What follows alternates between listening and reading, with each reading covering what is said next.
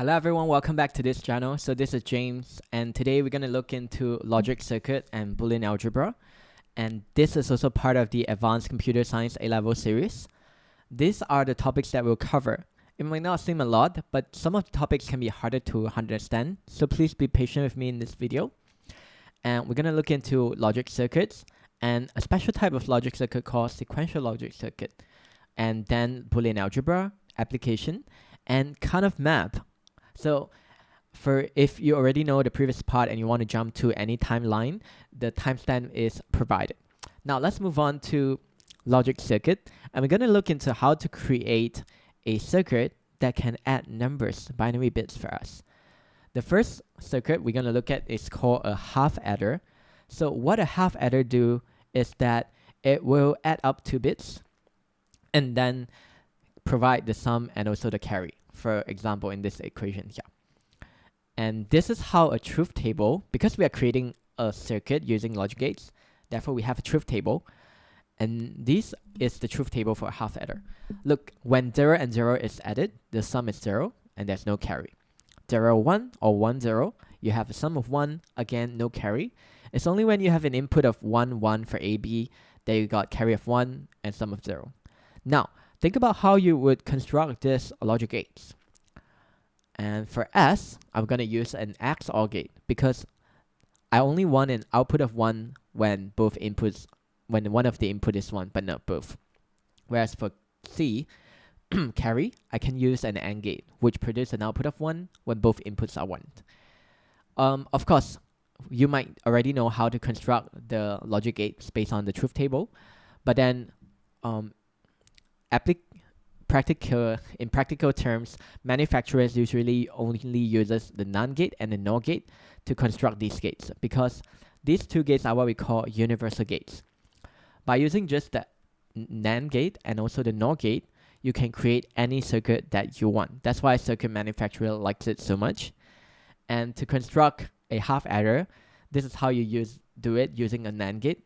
You do not need to remember how it works, how to construct it. Just know that NAND gate and NOR gate, they are universal gates, and they can create all the gates we'll be learning.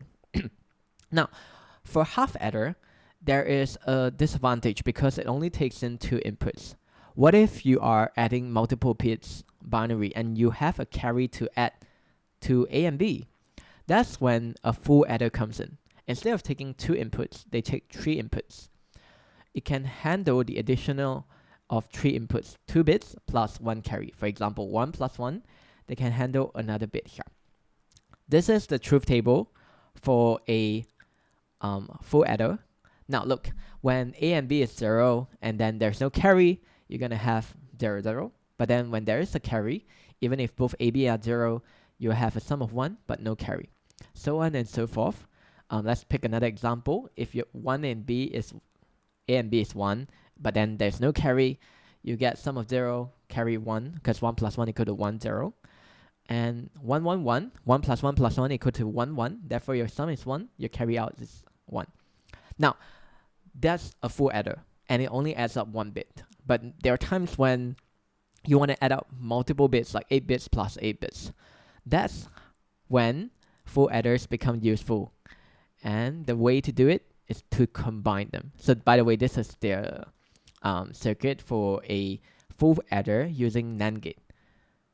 Now, this is a diagram that shows you how full adders can be combined to create multiple bit full adder. If you see here, the carry from one full adder will become an input for the second bit full adder, so on and so forth until the last bit.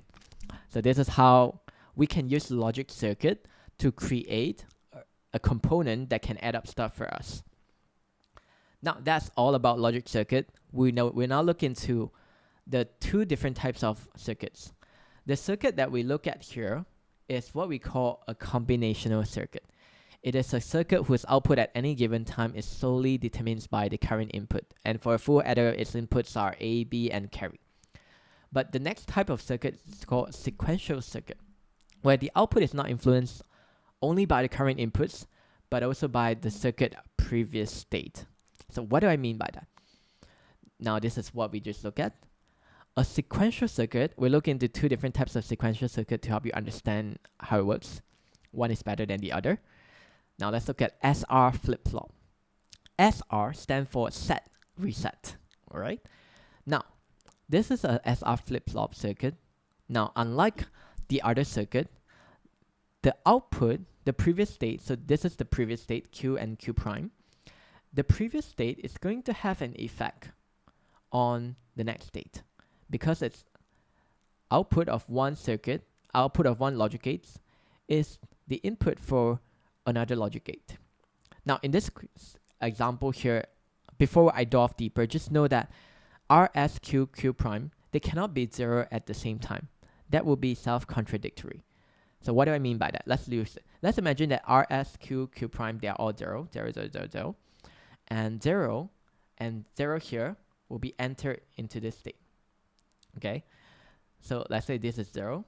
So 0 plus 0, put it into a NOR gate, you will get a 1. Look, but this has to be 1 if Q is 0. So hopefully this is another example. Let me use another example. Let's say this is 0, both are 0, and then 0 is being inserted here. Okay? And since the R is also 0, 0, 0, put into a NOR gate, because NOR gate will only produce an output of 1 when both inputs are 0. So now you have 1 here. Again, this cannot be 0 again. So this is what they mean when they say it cannot be all 0 at the same time. Because it has to be either this state or this state. And you can't set and reset at the same time. That makes sense. So this is the truth table. You can see that on my truth table, I don't have 1, 1 because 1, 1 as my input, because you can't set and reset at the same time. Now let's look into it one by one. When S is 0 and R is 0, that's what we call self-consistency state, which means whatever the current state is, the final state will always be the same if the input is 0. Okay? You don't have set, you don't have reset. And S equal to 1, R equal to 0, that's when you convert an unset state to a set state. Okay? So 1, 0, 0, 1, so it would still be the same if you were to key in here. And S0, R1, meaning you set reset into 1, meaning you want to reset everything. So if the initial state is 1, 0, it will be reset to 0, 1. Now let's try it out. If this is 0, this is 1, 0, 1, 0. Okay? 1, convert here, and this is 1 because R is 1. 1, 1 will produce an output of 0. Okay? And that's how 1, 1 will produce an output of 0, correct? And then 0, 1. And if it's 0, 1, it will still be 0, 1. So that's how it works here. So note that S and R cannot be 1 at the same time. You can't reset and set at the same time. This would be contradictory. This is why on the truth table, you don't have 1, 1 as your inputs. Q and Q prime cannot have the same state too, because SR flip-flop is a two-state device. It's either one state or the other state. So this is some of the application of the SR flip-flop. They are employed in creating a storage cells within RAM, where each flip-flop represent one memory bit. So this is used to store data in the RAM, storing data in the form of binary information. Now let's look into a better version of sequential circuit, which is the JK flip-flop. So one addition to this, it's still sequential because the output will still be the input for one device. But then now we have another thing called the clocks. So what happened here is that it's possible for a circuit to arrive at an uncertain state if inputs do not arrive quite at the same time. So JK flip-flop include a clock pulse input to give a better chance of synchronizing inputs. So the only difference here in summary for JK flip-flop is that they are more stable than SR flip-flop because there's no unstable state. Look, they can accept, set, and clear 1 at the same time.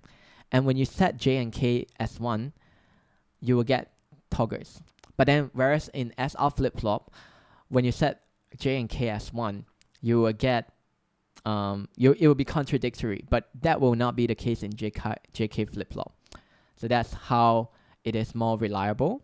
And that's how the difference between JK and also SR. Now let's look into the next subtopic of this chapter, Boolean algebra. So this is something we learn about in chapter 4. And then this is some of the stuff we learn, A and B, A or B, not A. And in Boolean algebra, this is how you can write them. Dot represent and, plus represent or, and arrow, at a straight line on top of the symbol represent negation, not A. So there are a few laws that I will go through. It might seem very irrelevant, but when you put all this law together to simplify a circuit, it will make much more sense to you. So the first one is called the identity law, whereas in this case, 1 stands for true, 0 stands for 0. So when you put true and something, it's going to be the same thing again. For example, true and true, it will be true. But if you put true and false, it will be false. And that's because and only give an output of true when both inputs are true. So that's identity law. Give it back the same thing. Or it will be different. Instead of an AND gate, here's an OR. The false or true, it will be true. False or false, it will be false. Whatever your input is, it will be the output, the same thing. Identity law, now law, if you add a false and something, you're going to get false because it's false. Okay, needs both conditions to be true. Or form 1a plus a will be 1. So I'll just go through this very quickly, and then we'll solve a question to see how this law are important. Idempotent law, a and a equal to a, like I provide an example, which is true, true and true, true, false and false, false. In the or form, true or true, true, false, false, false. So meaning create the same thing. Inverse law, a and not a equal to false.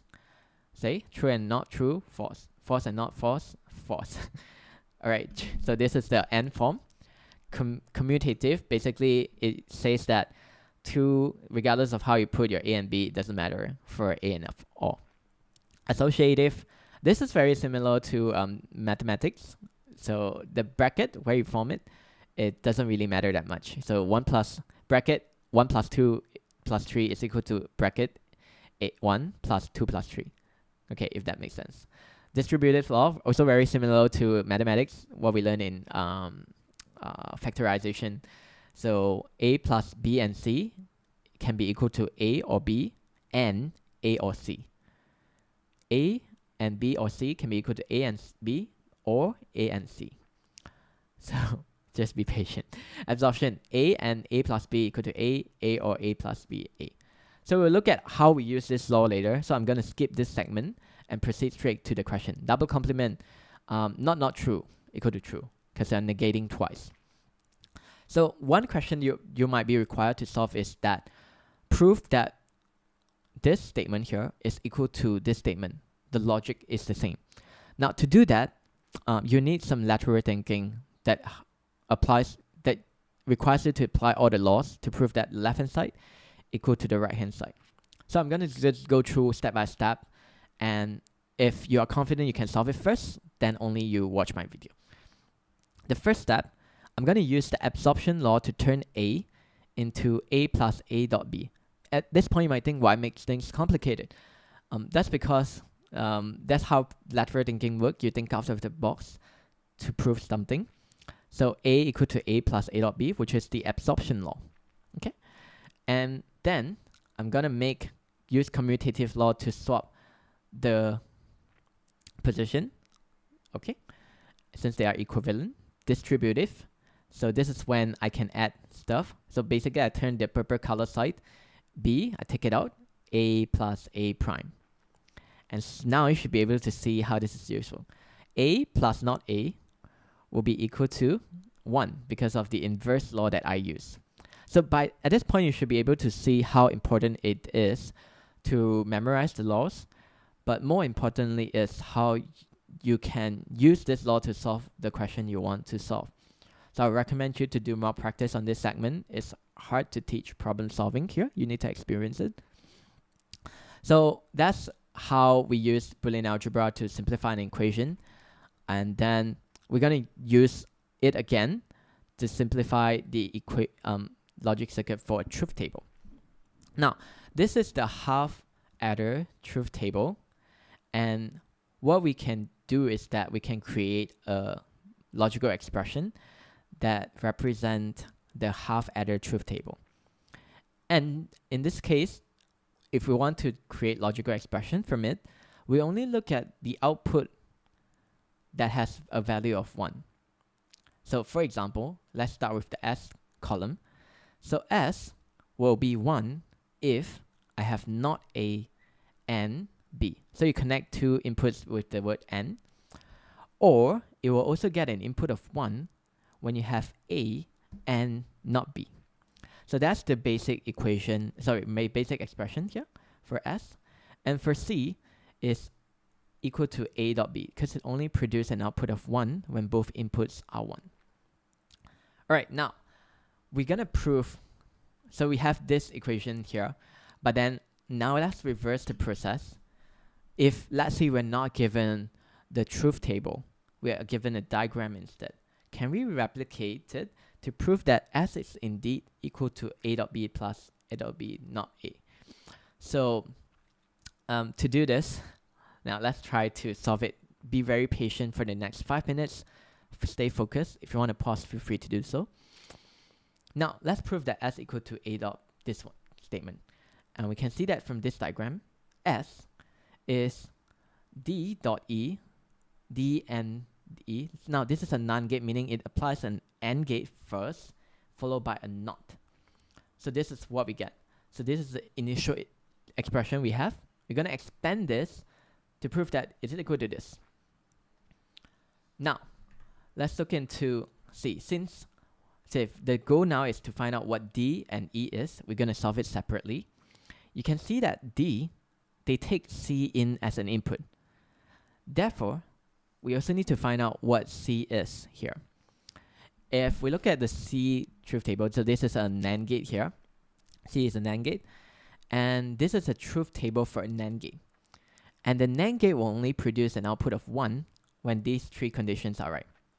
And with that, I only look at the output when it's 1 and create a logical expression for C, which is, it might look complicated, but it's not. So 0, 0 means not A and not B, or not A and B, or A and not B. So this is how I construct the equation by just looking at the truth table of a NAND gate. So now we got what C is, which means we can find out what D is. Now let's find what's D. D, if you look at it, it takes in an input from A and C. So it's going to be A and C, not it. Okay? So, because it's a NAND gate, it's not. So A dot, I can substitute whatever C that I got into this equation. So now it's very complicated. It's time to use the laws we learned to simplify it. We first use distributed law. A dot, whatever, expanded, like what we learned in factorization in math. And then we'll use inverse law to make A dot A not A simple. We have two A dot not A here. They're being converted to 0. And 0 and whatever it is, now law will be 0. So that's why this will become 0, 0. And then I'll use idempotent law to convert this A dot A equal to A, so I can simplify it to this. And next up, we are not done yet. We can simplify it further using the De Morgan's law. De Morgan's law from here to here. And then the double complement, not B, will be B. So in other words, from this logical expression here, and using the many laws that we have learned, I can simplify D into not A plus B. So at this point, it's difficult for me as a teacher to go through it slowly, but I think the best way for you to do now, if you are lost, is to just pause the video, start your equation from here, to see whether you can use the law to make D like this. And don't look at the answer, pause the video, and then after that, you should be pretty clear on how to simplify a Boolean expression, because it takes practice to do this. Now, of course, we already got D, but then to find E, we're going to use the same process like what we do for E. So I've simplified it to just show you the answer. E can be simplified into this. Now, we know that S is equal to D nan E, so we can just put whatever we found into the equation, and then apply some of apply De Morgan's law, and eventually we'll find that S is indeed equal to this question here. So hopefully this is good. Let me know if in the comment section if you need more examples. I might make a video for it. Okay, so now let's look into Karnaugh map. Previously, as you can see, it's pretty complicated to simplify an equation, and there are times when we want things to be done faster. That's when Karnaugh map comes in. So sum of method, sum of product method might not be so good because you need to apply a lot of laws. Now, Karnaugh map, they produce the simplest possible form for Boolean algebra expression. So this method is going to give you the simplest expression without you needing to apply all those laws. And the process is much easier. Now, to do this, first step, given a truth table, you need to first create a K-map table. So this is what a K-map table is. And these are the possible inputs, not A, not B, and B. So how do I create this 0 and 1 things here?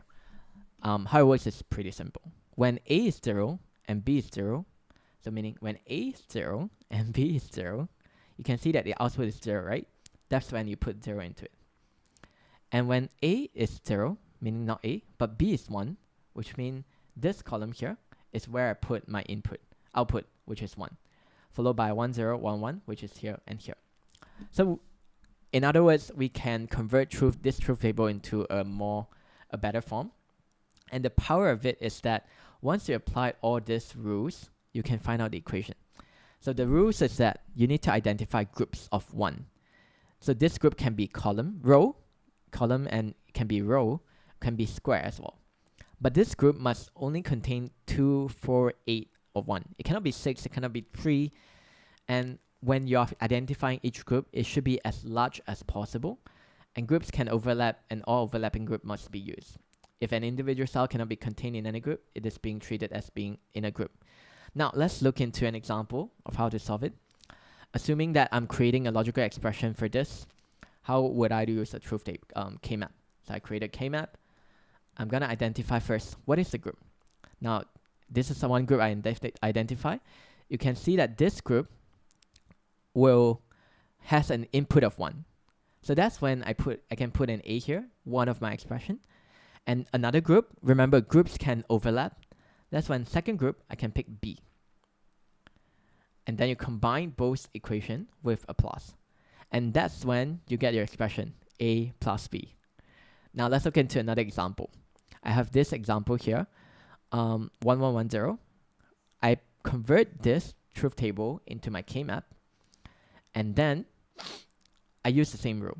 First, I can see that here I have one group, 2. Remember, a group has to be 2, 4, and 8. So this match the criteria. And I have not A. And the second one, pause the video and find out which one is the second one. If you do so, you should find out that this is another one, which is not B. So this is how you create a expression from a K-map. But that's still pretty easy because there are times when they will ask you to create an expression for 3 inputs. I think that's the harder part. So let me be clear. Now, in a Karnaugh map for 3 inputs, I have A on one column, and look how I combine B, C into it. And when you're creating this, so B, C basically means this is the input of B, B is the input of C. One thing you have to take note is that when you move from one sequence to another, remember that we are not adding 1 to it. So at first, I made the mistake of having 0, 0, 0, 1. The next intuitive sense is to put 1, 0. But that will not fulfill the gray coding sequence which states that only one bit can be changed at a time. So that's why I put 1, 1 because I can only change one bit. So 0 become 1, followed by 1, 0. So that's the only thing you need to be careful of when creating a Karnaugh map. Otherwise, your K-map wouldn't work. Alright, so I can put all these inputs, convert this truth table into my K-map. You can see that A, 0, B, C, 0, 0, I have an output of 1. Okay, so you just enter the value one by one. And now we have an interesting scenario. See whether you can identify the groups here. The first group I identify, remember we always start off with the largest group possible. And now we have a group of 4. So I'm going to circle it. And you can see that this group, they have commonality in which B is 1.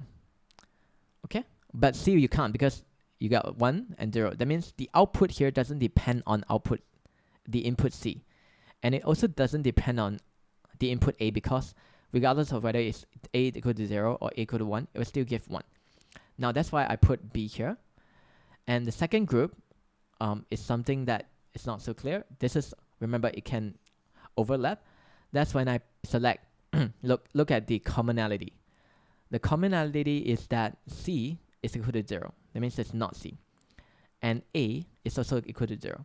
In other words, I say that it's A and C, but we negate it. So this is the answer, simplified addition for K-map, B plus A dot C. Now let's look into the last example. Again, convert this truth table into a K-map. All right. After that, identify the biggest group. First, I started with this, 1, 1, 1, 1, B, because all the B's are 1, followed by the next group you should be able to see pretty easily, which is this one. And the commonality is that A is 1. So the expression, B plus 1. And that's the last slide of my video today. Personally, this is quite hard for me to prepare, but hopefully it is useful for you. And thank you so much for watching. I shall see you in the next video. Goodbye.